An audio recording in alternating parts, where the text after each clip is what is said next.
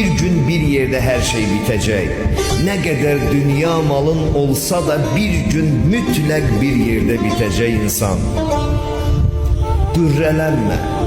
Bunlar gürrələnəcək məsələlər deyil. Dünya malı senin gözünü örtməsin. Dünyada kazandığın vəzifələr, ucaldığın dünyavi vəzifələr ahireti sənə unutturmasın. Biz bu cür, bu değerleri koruduğumuz halda dünyadan kazanmış köçə bilərik.